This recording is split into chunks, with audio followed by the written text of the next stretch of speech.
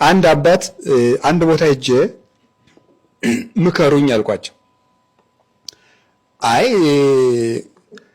እንደ አንተ ገዳም ስለምትኖር አንተ ምከረኝ አሉኝ። አረ እኔ ገዳም ብቀመጥ ብዬ ማስተማር ነው እንጂ እኔ አልጋደል እኔ ብላችሁ መጨረሻ ላይ እኔም ቢያልኩና ምክር ሲመክሩኝ ምን አሉ? እምቢ ካልከኝ ምክር እንኳን አይደለም ትናንትና ከአንድ መጽሐፍ ያነበብኩት ልንገር አሉ። ምክር እንዳይሆንባቸው ነው። አዛ አትፍረድ። አንድ ሰውዬ ነበረ እና በየቀኑ መልአክ ይገለጽለት ነበር አሉ። መልአክ ይገለጽለት ነበር እና አንዱ ሰውዬ ደግሞ ቤተክርስቲያን ውስጥ እያስመሰለ የሚኖር ነው።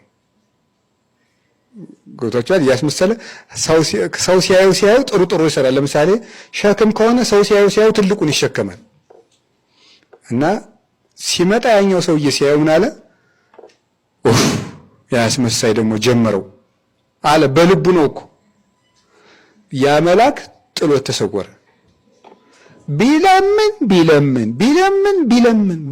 ቢለምን በኋላ ከብዙ ጊዜ ተገለጸለትና ለምንድን ነው እንደዚህ የተሰወርከኝ ሲለው ስላልክ አይገርማችሁ ዛሬ ሰው እንዲያየኝ ብሎ ቢያገለግል ነገ ደግሞ አምላክ እንዲያየኝ ብሎ ያገለግላል። ምን አገባ አለ። ምን አገባ ቢያስመስል ምን ጨነቀ? ነገ ይገባዋል። ሲገባው ደግሞ ፈጣሪውን ለማስደሰት ያገለግላል። ዛሬ ሰው ለማስደሰት ይሮጥ፣ ነገ ደግሞ እንዲያውን ዲያቆኑ ሁሉ ሰው እንዲያየኝ ብሎ ሊቀድስ ይችላል። እኛም ነው ገባ ሲበስል ደግሞ እግዚአብሔር እንዲያየኝ ይላል። ዛሬ ሲያየው አክሊሉቱን እንዲች እያደረገ እንዴት ነው አምሮብኛል እያለ ሊወጣ ይችላል። እኛ ምን አገባን? አልገባማ ወጣት ነው እንደዛ ይቀድስ፣ ነገ ደግሞ ይገባል። ነገ እያለቀሰ ይቀድሳል። ዛሬ እየሳቀ ሊቀድስ ይችላል። ሰው እኮ ነው። ስለዚህ አሁን ማድረግ ያለብን ምንድን ነው? መፍረድ ከባድ ኃጢአት ነው። ግብፃዊ ቄስ ናቸው። አውስትራሊያ ነው ያገኘኋቸው። እንደዚህ ብለው የመከሩኝ ማለት ናቸው። እና ሳገኛቸው እስኪ አንድ ምክር ይምከሩ ብያቸው ነው ይሄን የነገሩኝ። እና አሁን እኔ የምነግራችሁ በሕይወታችን ዘመን ሁሉ ለካህናት ለቤተ ክርስቲያን ክብር ይኑረን። ቤተ ክርስቲያናችን ውድ ቤተ ክርስቲያን ናት። የኢትዮጵያ ኦርቶዶክስ ተዋሕዶ ቤተ ክርስቲያን ተስፋ የሚቆረጥባት ቤተ ክርስቲያን አይደለችም። ተስፋ ያላት ቤተ ክርስቲያን ናት። እዚህ ኢንተርኔት የሚባል ስጦ ስለመጣ አንዱን ሁለቱን አምስቱን ስድስቱን ሰባቱን አስሩን እያወጣ እገሌ እንዲህ ነው አባ እገሌ እንዲህ አድርጓል ቄስ እገሌ እንዲህ አድርጓል ስላለ ሙላው ቄስ እንደዚያ ነው አትበሉ። ሲል ሙላው ቄስ ብቻ ሳይሆን እኔ እነዚያንም አላውቅም፣ አያገባኝም። እኔ እግዚአብሔር በሚያውቀው እና ሲጀመር በሰው ኃጢአት እንጀራ መብላትም ኃጢአት ነው። ጥሩ ነው። በሰው ኃጢአት እንጀራ መብላት ኃጢአት ነው። እኔ ገሌ ወገሌ የምለው ነገር የለኝም፣ የማውቀውም የለኝም። ሃሌሉያ ማለት ትርጉሙ ቅድመ ዓለም ለነበረ ዓለምን አሳልፎ ለሚኖር እግዚአብሔር ክብር ምስጋና ይገባዋል ማለት ነው። ትርጉሙ ሃሌሉያ ማለት እሱ ነው። ለመጽደቅ ብለህ ደብረ ብርሃን ላይ አንድ ዶዘር አስገብተህ ብዙ ብር ሰብስበሃል። ከከተማው ባለስልጣኖች ሰብስበህ ምናምን ትምህርት ቤት ምናምን ብለህ ድራማ ማያውን ነገር አውርተህ ብሩ ስራ ላይ አልዋለም፣ የት እንደገባ አይታወቅም። የብሩ ሰብሳቢ አንተ ነህ፣ ቦርድም አንተ ነው፣ ሁሉ ነገር አንተ ነህ። ብሩ የገባሸቱ እየጠበቅን ነው ገባ። እሱ ብቻ አልበቃ ብለው በያይ ስልጠና ሕክምና ሰዎች ዳኑ፣ ዶክተሮች የማከም ያልቻሉት ዳኑ እያልክ ነው። ሞጣ አንድ ጊዜ ምን አለ መሰለህ፣ መሀይም አይኑ ትልቅ ነው አለ እና ትዝ ያለኝ አንተን ነው ገባ። ትዝ አልከኝ እንዴ ምን ነው በግድ ካዘረፍኳችሁ አልክ ወይ ደግሞ ሂድና መገናኛ ላይ ሸዋሻ እንደሚሰሩት ግባ ኪሳችን ይሄን ነቀረ እንዴ ወጥ ረገጥክ እንዴ በቃ በሁሉም ልጋጣችሁ አልክ። ኳሻው ኮሪያ ሱይ ምን አድርጉ ነው የምትለን? ለምስራት አይኖር እንዴ ራሱ እኮ በአይ ራሱ የፈለኩ ቻት ጂፒቲን ግባ ምንም የፈለኩ ለሄድ ህክምናና ህግን በተመለከተ በእኔ ላይ እርግጠኛ አትሁኑ ይላል። ራሱ ነው የሚለው ነው። ካልተማርክ ልንገርህ እንዴ አላዋቂ ሳሚ ንፍጥ ይለቀልቃል የሚባለው አንተን ነው እያየሁት ያሉት። በቃ አረረብህ፣ ሽሮ አረረብህ። በቃ ነው የምልህ ሽሮ አረረብህ። ምንም በቃ እኔ አዝናለሁ። እሸት በቃ ዝቅጥ አልክ፣ በቃ ዘቀጥክ። ትንሽ ቆይታ አቅማተ ነው እንጂ አንተ ማጅራታች ትመታ ነበር፣ ግን አቅም የለም። ያ ነው። አድርሱለት ሼር ኮፒ ሊንክ እያደረጋችሁ ነገ የስቅለት አርብ ነው አይደል? ታዲያ ዛሬ ሌሊት ህልመ ሌሊት ቢመታን ምንድነው ማድረግ ያለብን? እንደዚሁም የወር አበባ ላይ ያላችሁ ሴቶች ምንድነው ማድረግ ያለባችሁ? እንደዚሁም በዚህ ወይራ ነገ ማታ እንጠበጠባለን። ለምንድነው? ምሳሌው ምንድነው? እነግራችኋለሁ። ይሄንን በደንብ አድርጋችሁ ልታውቁ ይገባል። በደንብ አድርጋችሁ ስሙኝ። ቪዲዮ ለብዙዎች እንዲዳረስ ብዙዎች እንዲማሩበት ሼር፣ ኮፒ ሊንክ፣ ላይክ፣ ሪፖስት እያደረጋችሁ ለብዙዎች በዚህ ምሽት እንዲዳረስ አድርጉት። ቤቱን ደግሞ ሁላችሁም ፎሎ አድርጉ። እናም ይኸውላችሁ ነገ ህልመ ሌሊት እንዳጋጣሚ አያድርግብንና ቢመታን ምንድነው ማድረግ ያለብን መሰላችሁ? ታጥበን ከቤተ ክርስቲያኑ 40 ክንድ ርቀን መስገድ እንችላለን።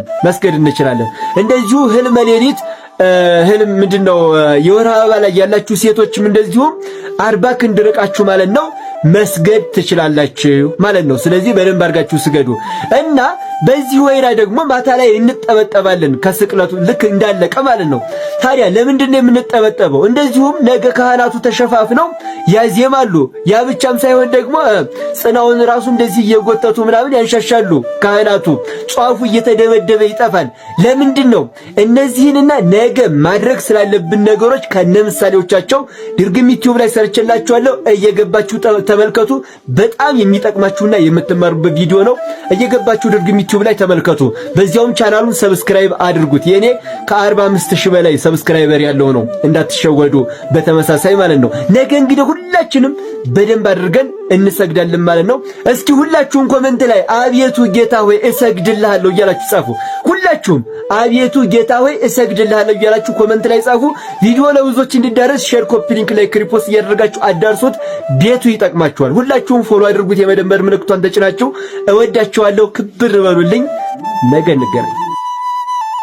አይሁድ ክርስቶስን ለመያዝ ሮብ ቀን የመከሩበትን ሁለት አበይት ምክንያት ልንገራችሁ። ሼር እያደረጋችሁ ስሙኝ።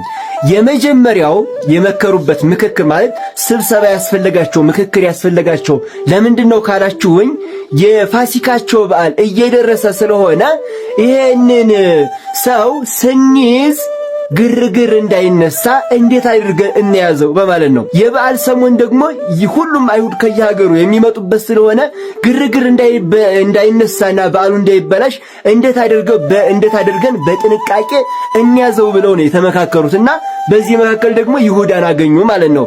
ቀስ ብሎ አሳልፎ የሚሰጣቸውን ሰው አገኙ በመከከራቸው ማለት ነው። ስለዚህ በዓላቸው እንዳይበላሽ ምን አረጉ? ምክክር አስፈልጋቸው ማለት ነው። ሁለተኛው ደግሞ ዋናው የተመካከሩበት ምክንያት ምንድነው? ተመካክረውም እንዲሰቀል የወሰኑበት ምክንያት ክርስቶስ ህዝቡ ሁሉ ክርስቶስን መከተል ጀመረ። በቃ እነሱን እየተወ ወደ ክርስቶስ ግልብጥ ብሎ መከተል ሲጀምር ምን አሉ? የአይሁድ ካህናት ናቸው የመክሩን ጠንሳሾቹ ማለት ነው። እና ህዝቡ ሁሉ እሱን ከተከተለ ለኛ ህዝቡ የሚያደርገውን ነገር ሊያቆም ነው። ስለዚህ እኛ የምንበላውን ልናጣ ነው፣ የምንለብሰው ልናጣ ነው። ምክንያቱም ልብሳቸው ጉርሳቸው ህዝቡ ስለሆነ ህዝቡ ደግሞ ክርስቶስን ከተከተለ እነሱ የሚበሉት ያጣሉ። ስለዚህ ከማጣታችን በፊት ይሄን ሰውዬ ክርስቶስን ነው ሎቱ ስብሐት እንደዚህ የሚሉት መስቀል አለብን መግደል አለብን ብለው ወሰኑ። የሞቱን ምክር ዛሬ ቆርጠው ተለያዩ ማለት ነው። ስለዚህ የኛ ጌታ ለኛ ሲል በዛሬ ቀን የሞት ምክር ተመከረበት፣ የስቅላት ምክር ተመከረበት። ለማን ብሎ? ለኛ ሲል።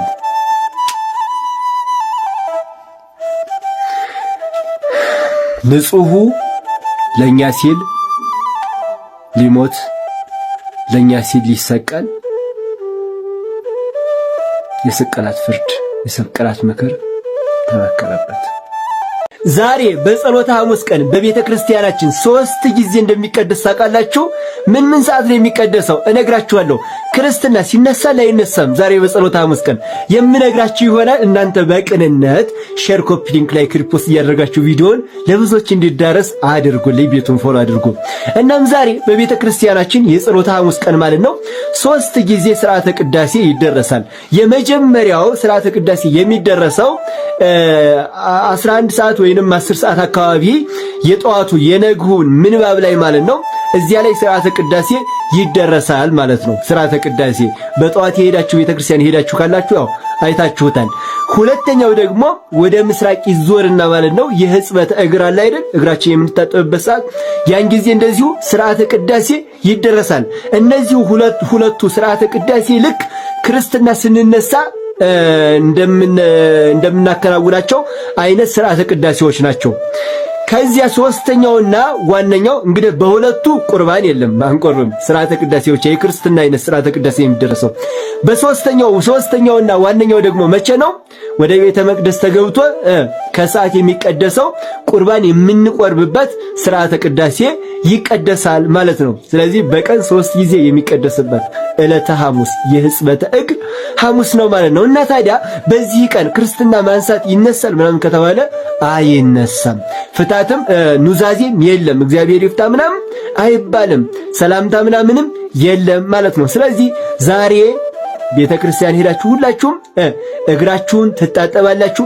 እኛም እስኪ ቢያንስ የአንድ ሰው እግር እስኪ የበታቻችንን የአንድ ሰው እግር እንጠብ፣ ከክርስቶስናን ከክርስቶስ እንማር። አምላካችን ሁላችንንም ከኃጢአታችን ሁላችንንም ይጠበን። እስኪ ሁላችሁም ኮሜንት ላይ እኔንም እጠበኝ እያላችሁ ጻፉ። ደቀ መዛሙርቱን ያጠበ አምላክ እኛንም ከኃጢአታችን ይጠበን። ቪዲዮ ሼር፣ ኮፒ ሊንክ ላይ ሪፖስት እያደረጋችሁ ለብዙዎች እንዲዳረስ አድርጉት። ቤቱን ፎሎ አድርጉት። እወዳችኋለሁ። ክብር በሉልኝ።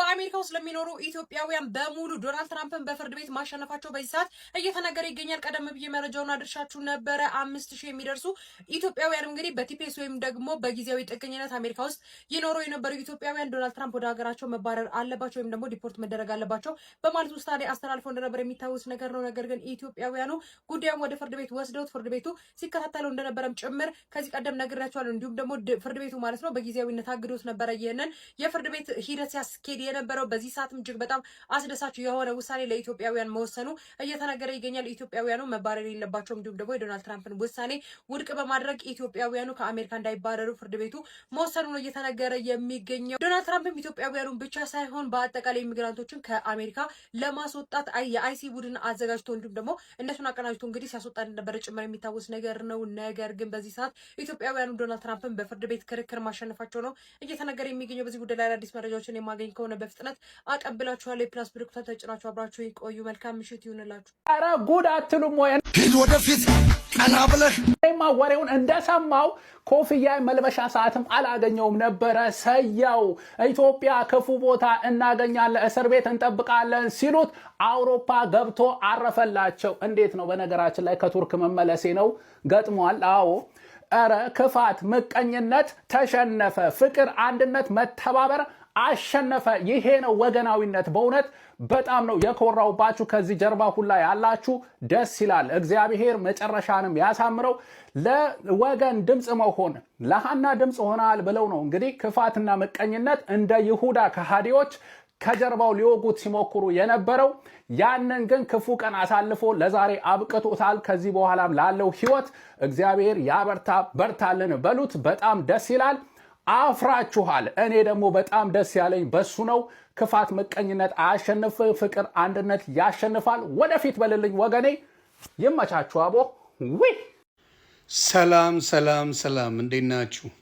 ክብሩ ይስፋ ክብሩ ይስፋ። እናትና የልጁ እንግዲህ እንደምታውቁት ባለፈው በተናገርነው መሰረት አሉላ ፍሬው ወንድማችን ጋዜጠኛ አሉላ ፍሬው በሚያሳዝን ሁኔታ የኦርቶዶክስ እምነት ተከታይ ካልሆነች ባለቤት እና የማንቸስተር ደጋፊ ካልሆነች አላገባትም በሚለው ንግግሩ አሁንም ድረስ ያው ባክ ኤንድ ፎርዝ ላይ ናቸው። ልጁ አሁን ስራ ላይ አይደለም፣ ስራም አልገባም፣ ስራ እየሰራ አይደለም። ስለዚህ እኛ ደግሞ የኔ ቤተሰቦችም ብዙ የኦርቶዶክስ ወንድምና እህቶችም ሆነን ይሄንን ነገር የራሱን ስራ እንዲጀምር የማድረግ ኃላፊነት አለብን ተባብለን ተነጋግረን ነበርና ይሄን ነገር ደግሞ በዚህ በህማማቱ ጊዜ የበረከት ስራ በመስራት ወንድሞቻችን በሚገፉበት ቦታ ላይ በሙሉ በመገኘት ምን ማድረግ እንችላለን? ወንድሞቻችንን ስራቸውን፣ ብቃታቸውን፣ ማንነታቸውን እንዲያሳዩ ማድረግ እንችላለን። ስለዚህ በኢትዮጵያ ሐሙስ ማታ ላይ አሉላ ፍሬው ጋዜጠኛ አሉላ ፍሬው ወንድማችንን በኔ ፔጅ ላይ ይመጣል፣ ሁሉን ነገር ያብራራል። ከዛ የምንችለውን በመርዳት ወንድማችንን እናግዘዋለን። እንደዚህ አይነት ነገሮች ወደፊት እንዳይከሰቱ ለማድረግ ጭምር ማስተማሪያ ይሆናል። የኦርቶዶክስ ወንድምናቶች በየቦታው በሚሰሩበት ቦታ ላይ እየተገፉ እንዳይሰሩ የሚደረጉበት የኦርቶዶክስ ስም በተጠራ ቁጥር ምንም ነገር እንዳያደርጉ የሚደረገው ነገር ይቆማል። ስለዚህ ወንድማችንን ሐሙስ ማታ በኢትዮጵያ ማለት ነው። በዚህ ደግሞ ያው ኖቲፊኬሽን ይደርሳቸዋል። እኔ ስገባ የኔ ቤተሰቦች በማድረግ ወንድማችንን በራሱ አካውንት እናግዘዋለን። አይዞን አሉላ ወንድማችን፣ ትሰራለህ፣ ትቀየራለህ። በጣም ደስ በሚል ሁኔታ ይሄንን ነገር ያስተዋለ አንድ ሰው ምን አድርጎለታል? የሆነ ስቱዲዮ በነፃ ሰጥቶታል እንዲሰራበት። ኦርቶዶክስ ማለት እንዲህ ናት። አሁን የሚቀረው የካሜራው የስቱዲዮ ማዋያ የሚሟላበት፣ ይቅርታ ምንድን ነው የሚቀረው? የሚሟላበት የካሜራው ገለመሌ ምናምን የሚደረጉ ነገሮችን በሙሉ አድርገን ይህንን ወንድም ወደ ስራው እንዲመለስ የራሱን ስራ እንዲጀምር እና ለሌሎችም ትምህርት እንዲሆን ለማድረግ ነው። ወንድማችን አይዞ፣ እግዚአብሔር ካንተ ጋር ይሁን። በሃይማኖት ሳትደራደር ከሱ ይልቅ ይቀድምብኛል፣ እምነቴ ይቀድማል ብለህ ያንን ነገር በማድረግ ደስ ብሎኛል። እግዚአብሔር ይርዳ በዚህ ነገር ላይ። በነገራችን ላይ የራይድ ባለቤት ሁሉንም ፕሮቴስታንት ትወክላለች ብዬ አይደለም። የዛ ቤት ማናጀሯ እንዲሁም ኦነሯ የራይድ ባለቤት ናት እና እንግዲህ እንደዚህ ፕሮቴስታንት ናቸው። እነሱ ናቸው እንግዲህ ኦርቶዶክስ ላይ ዘመቻ የሚያካሂዱት። በጣም ያሳዝናል። ከዚህ ነገር ብትቆጠቡ ጥሩ ነው። አይጠቅምም። የሰው ልጅ ኢትዮጵያ ላይ እንዲሁ በሚታረድበት እንዲሁ ብዙ ነገር በሚሆንበት ሀገር ላይ ኦርቶዶክስና ምርጫው የእሱን ነው፣ የሌላውን አላለም። የዛን የሚሰራበትን ቦታ ስም አልተጠቀሰም። ምን አላለም? ያለው እኔ የኦርቶዶክስ ተከታይ ካልሆነች እና የማንቸስተር ዩናይትድ ደጋፊ ካልሆነች አላገባትም። ምንም አቧራ ሊያስነሳ የሚችል ነገር አልነበረም። እናንተ እሱን ቀርጻችሁ ልክ ሌላ እምነት እንደተጠላ አድርጋችሁ ፖለቲካ የሰራችሁትን ነገር እንሰብረዋለን። ነገ ሰላማችሁ ብዝት ይበልልኝ። ሐሙስ ዕለት እንገናኝ። መልካም ቀን።